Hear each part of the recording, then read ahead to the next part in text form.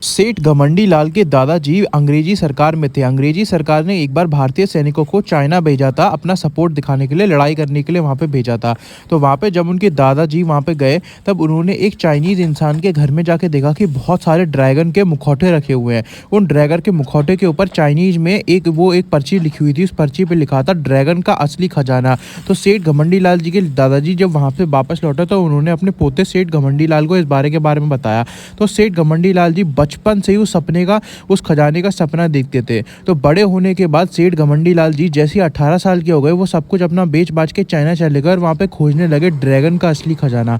फिर कुछ दिनों बाद उनको वही पुराना घर मिला जो उनके दादाजी ने देखा था, और वहाँ पे जाके वहाँ पे तहखाने में गए। वहाँ पे उनको एक संदूक मिला। उस संदूक के अंदर ना वो ड्रैगन रखा हुआ था। उस ड्रैगन का असली एक खजाना था। उस ड्रैगन को जैसी सूरज की रोशनी मिलती थी, माउंट वेसुवियस इटली का एक पहाड़ था, उसके ऊपर जाके वो ड्रैगन का मुखौटा रखना था। फिर उसके ऊपर जाके जैसी सूरज की किरण पहुंचेगी ना, तो उसके बाद जो ड्रैगन की आंखें हैं, वो ड्रैगन की आंखें उस खजाने का रास्ता बताएंगी। तो सेठ घमंडी लाल ने बहुत मशक्कत करने के बाद उस पहाड़ के ऊपर जाके उस ड्रैगन का मुखौटा अपने दोनों हाथों से ऊपर किया। सूरज की रोशनी जैसे उस मुखौटे पर पहुंची ना, उस ड्रैगन की आंखें चमकने लगी और उस ड्रैगन की आंखों में एक नक्शा दिखाई देने लगा। सेठ घमंडी लाल जी ने देखा कि बिहार के बलिया नामक गांव में वो ड्रैगन का नक्शा दिखा रहा था। तो सेठ घमंडी लाल जी बिहार के बलिया गांव आ गए।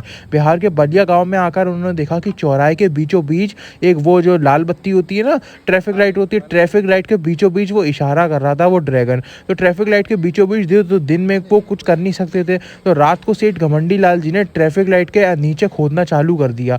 ट्रैफिक लाइट के नीचे 10 मंजिल तक वो खोदते रहे। वहां पे जाकर उनको एक पेड़ का पत्ता दिखाई दिया। तो उनको पता चला वो एक ऐसा पेड़ का पत्ता था। फिर वो अपने घर पे लेके आए। ऐसा पेड़ का पत्ता था कि जैसे ही वो जमीन में उसको रख के पानी डाल देंगे ना, वो एक बहुत बड़ा सा पेड़ पहुंच जाएगा और बादलों के ऊपर निकल जाएगा। तो सेठ घमंडी लाल जी ने अपने गांव में आकर उसका बीज गाड़ दिया और उसको पानी दे दिया। वो पानी देने के बाद इतना लंबा हो गया कि वो बादलों तक पहुंच गया। तो सेठ घमंडी लाल जी उस पे ऐसे सीढ़ी की तरह चढ़ते चढ़ते बादलों के ऊपर पहुंच गए।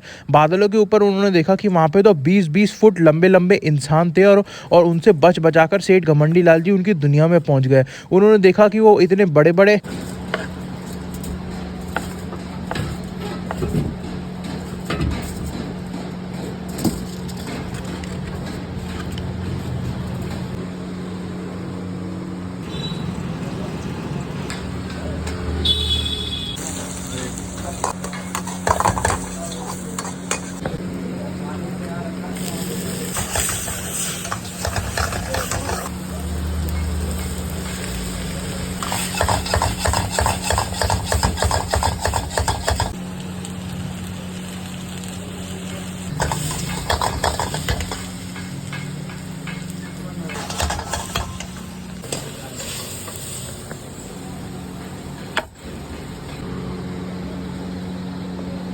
रख दो, ऊपर ही रख दो। गरम लग रहा होगा, डबल कर दे।